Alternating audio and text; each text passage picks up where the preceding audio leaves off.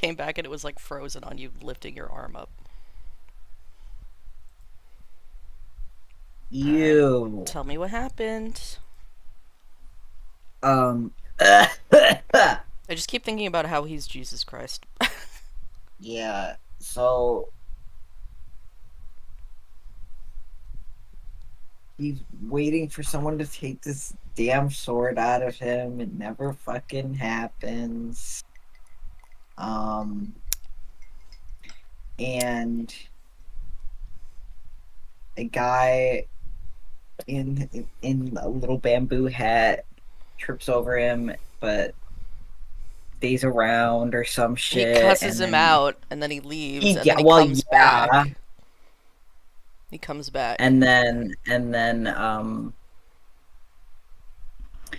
and then that was enough for him to be like, Well, he shelters him with the bamboo hat. He gives him the bamboo hat, and then he drags him up onto his feet and slaps his back a few times and is like, "Get out of here! Stop acting like a child." yeah, and that was enough for Shirley-Ann to be like, actually, I don't feel like killing all these people anymore. Yeah, I don't feel like Um, genociding anymore. and White No Face is like, but you were supposed to. Um, and he's really upset, so he does it anyway. He unleashes it in the sky and is about to rain He terror doesn't and do it whatnot. anyway. It's happening anyway. Oh, right, right, right. And And Shellyanne, because he didn't unleash it himself, it like was gonna come back on him. yeah. So he offers to everyone, he's like, you can stab me with this, don't worry. But it would be like over 10,000 times Mm-hmm. And White because, No Face is there taunting him the whole time. He's like, "You're gonna become a puddle of flesh." And White No Face is like getting all worked up because Shalane called him useless trash and is like, "You wouldn't understand. It doesn't matter if I save everyone. Like, if I can't save 10,000, I'll save 1,000. If I can't save 1,000, I'll save 100. If I can't save 100, I'll save one. And useless trash, like you won't understand." Stuff like that. And then what happens? He's trying to get these people to stab um, him, and then the spirits come down, and then what happens? and then Wu Ming out of left field shows up, in the background. Yeah. Um, and he takes all of the spirits through him. Oh my God. What's he doing? I don't know, but he's doing behaviors, and then he like turns into atoms. Mm-hmm. His Um, spirit gets and dispersed. yeah, and then White No Face is like, haha, you have no one left. Ha, that And was then your last believer. yeah, explains all that he was doing and how he formed and everything. Um, And then and what? then something crazy happened in the sky, right? Yeah, Is he that what started happened next? fighting. He started fighting White No Face, and he realized he couldn't win. And then all of a sudden, lightning is like going crazy. Here, I'll read. I'll pick up there. Lightning flashed and thunder roared on the horizon, and a mysterious light shot from within the clouds. White No Face stopped in alarm. "What is this? A heavenly tribulation?" After a pause, he dismissed that statement. "No, that's not it. That wasn't it. It was a heavenly tribulation, but that wasn't all." A man's deep voice resounded across the entire sky.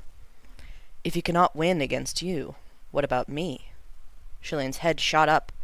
A martial god had appeared at the end of the long street. He was clad in white armor and brimmed with a propitious aura. A thin sheen of white spiritual light enveloped his body, and he walked towards them, step by step, with sword in hand, carving out a path of light in this gloomy, dark world. Shilian's eyes grew wide. Junwu. So Junwu suddenly appeared, which Shilian is banished now. He's not a god. He's fully human. This was Mhm. after his first banishment. So we know he ascends one more time and falls one more time.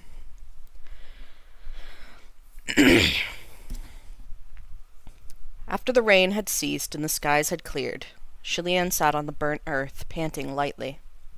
Junwu sheathed his sword and walked over. Shenle, welcome back to the ranks. He wore a tired expression, traces of blood still on his face from the wounds inflicted by White No-Face. Junwu was covered in injuries, large and small. They were serious, but White No-Face's wounds were far more so. His body had been ripped apart, and his form had been dispersed, leaving behind only a shattered, crying, smiling mask.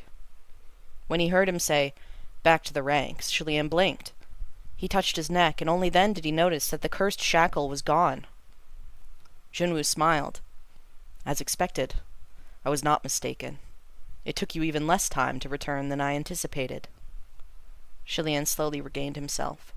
He flashed a small smile in return, but his was a bitter one. After catching his breath, he spoke up. "My lord, I want to beg something of you." "Permitted," Junwu said.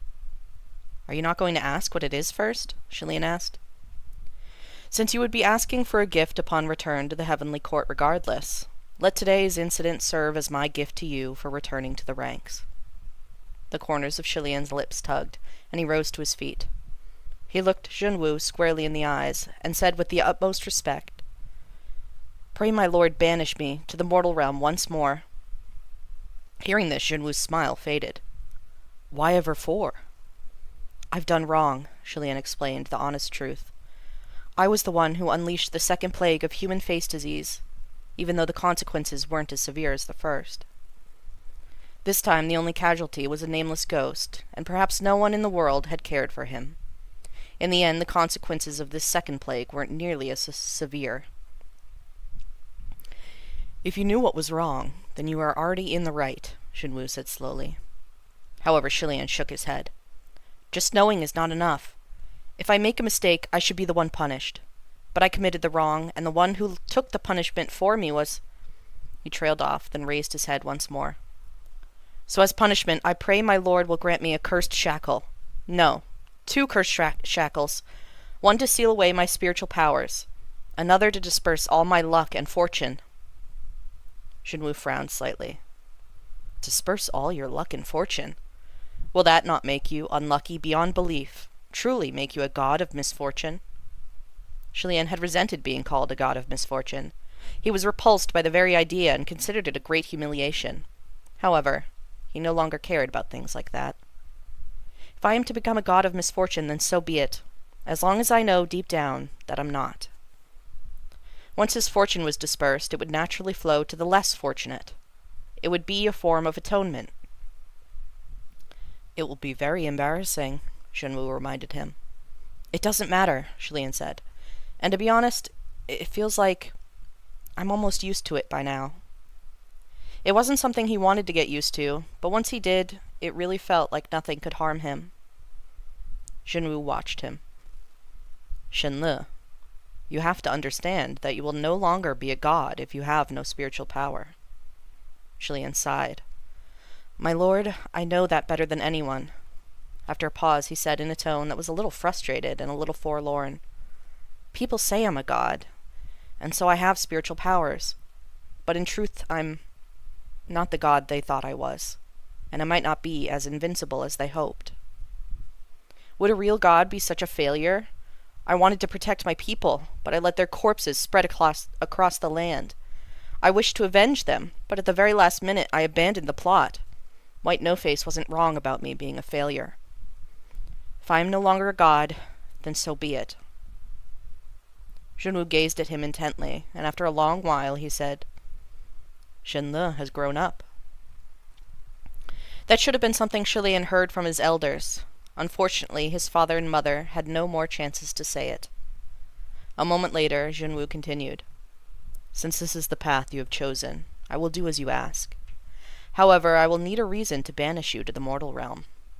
He couldn't just casually banish a heavenly official like it was a child's game. Otherwise, how would the world see the heavens? But Shilian had an idea. My lord, I don't believe we've ever sparred with everything we've got. Shenwu instantly understood what he meant and smiled. Shenle, I am injured. Me too, Shilian said. So we're even. Shenwu nodded. If that is the case, then I will not hold back. Shilian smiled, his eyes brightening with excitement at the prospect. I won't either. Let me drink. So remember there was talks about how his second ascension was his shortest one, and he got banished again within 24 hours, and he beat up the emperor. This is that happening.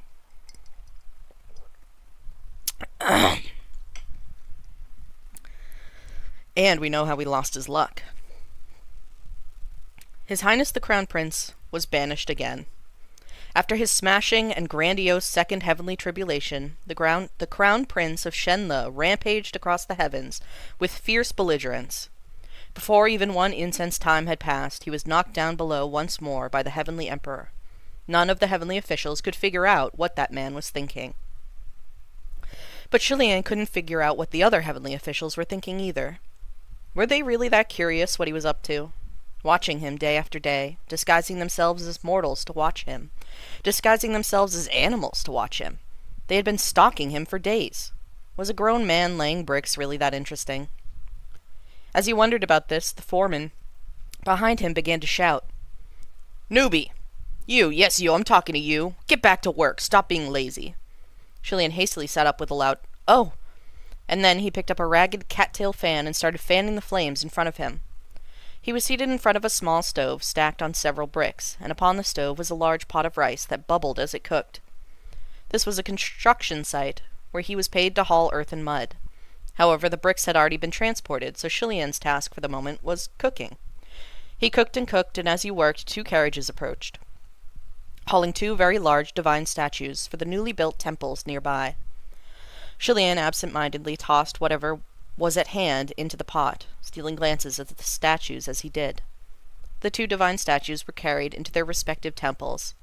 From within the hall of the temple on the left he heard cheers. General Xuanzhen is great! General Xuanzhen is generous and kind! Shilian was speechless. Using generous and kind to praise Mu Cheng? Were those devotees serious? But they apparently had their reasons. After all, everyone knew that Mu Cheng had ascended because he had cleared away the vengeful spirits that stubbornly tarried about the old capital of Shenle. Calling that generous and kind wasn't unreasonable. In any case, everyone in the old capital of Shenle was very grateful for him. From within the hall of the temple to the right, he heard roars from another set of devotees who refused to be beaten by those of the left temple. General Zhu Yang is great! General Zhu Yang is brave and mighty! Shilian nodded. To this he had no objections, although that praise might not hold true in the face of women. The devotees on both sides were screaming with all their might, doing all they could to be louder than each other, until Shilian's ears ached. He sighed and rubbed his forehead as he thought, why must they be like this? If they hated each other so much, wouldn't their problems be solved by not building temples right next to each other? The answer to that was, of course not! This area was a bustling domain with excellent feng shui, and the devotees of those 2 heavenly officials would never abandon such tempting land solely for the sake of avoiding each other. They had to do all they could to steal each other's worshippers and disgust one another. It didn't take long before the devotees from both sides progressed from yelling to fighting. Over by the stove, Shilian determined that the time was about right, so he started banging the pot cover with a spatula and calling out loudly, Everyone, stop fighting! Come eat! It was the height of the brawl, so who would bother listening to him? Shilian shook his head and opened the pot cover, and the fragrance wafted 10 miles around. Now he'd done it. The brawl instantly stopped, and everyone started howling. What the fuck? What's that smell? Who's cooking shit? Not just shit. Shit that smells like pot bottoms. What the fuck is a pot bottom? The layer of rice at the very bottom of a cooking pot that is usually burnt. Awesome. What? This is a hidden, treasured royal recipe, Shilian began to argue back. The foreman approached with his hand covering his nose, his face green, and he exclaimed as he jumped in anger. Bullshit! What hidden treasured recipe? Who's royalty? You? Get the hell out of here. That's disgusting. All right, fine, I'll go, Shillian agreed. But will you please give me my pay first? You dare even mention pay, the foreman exclaimed angrily. Why don't you tell me this? Ever since you came, how much have I lost in damages? Huh? When it rains, lightning strikes. Aimed right for you. Houses have caught on fire 3 times, and collapsed 3 times too. You're like a god of misfortune, and you dare ask me for pay? Get out of here. Come back again and I'll beat you up. Hey, that doesn't work, Shillian said. You just said all those things were coming especially for me, so that means nothing happens to anyone else. I think you just want to get out of paying your bill. Before he could finish, the foreman and all the other laborers couldn't take the smell wafting out of the pot anymore. They all fled the area, leaving Shillian in the dust. Wait! Shillian called out. He glanced around and saw that all the brawlers had been chased away by the stench. Shillian was speechless. If you weren't going to eat it, why make me cook such a large pot? Don't waste it just because you've got money, he mumbled to himself. Shaking his head, Shillian contemplated for a moment, then ladled out 2 large bowls of rice. He offered one at the temple of Zhu Yang, and the other at the temple of Xuanzhen. Feeling that he'd made the best use of everything, he clapped his hands together, completely satisfied. He went back outside to pack up his stuff. He rolled up the straw mat on the ground very seriously, and tied it to his sword before strapping both to his back. The white silk band wrapped around his wrist nuzzled him furtively, and Shillian patted it before riding the bamboo hat on his head. Fine, don't pay. I'll go busking. He still had his specialty trick, after all, shattering boulders on his chest. As he walked, Shillian suddenly noticed a tiny red flower on the side of the road, which looked absolutely precious. He crouched to gently touch its petals, feeling quite cheerful. I hope we shall meet again, he said to it. Even after he had disappeared into the distance, the tiny red flower still danced in the wind. And then there's a picture, and that's the end of the volume. Oh, let me get the picture. Wow. So that's how he became the Shillian he is today. Humbled and not spoiled, and My Shayla. my Shayla. My baby boy.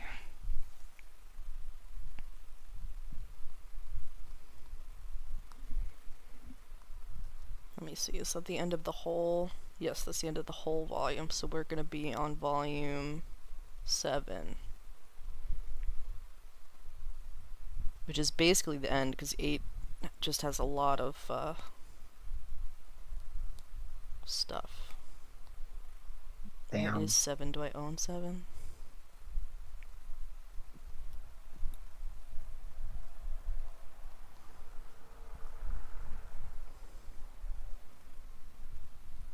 No, I have to buy 7. Awesome.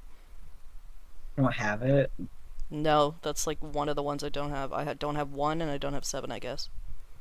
I'll get it. I'll get it, but we'll stop for now.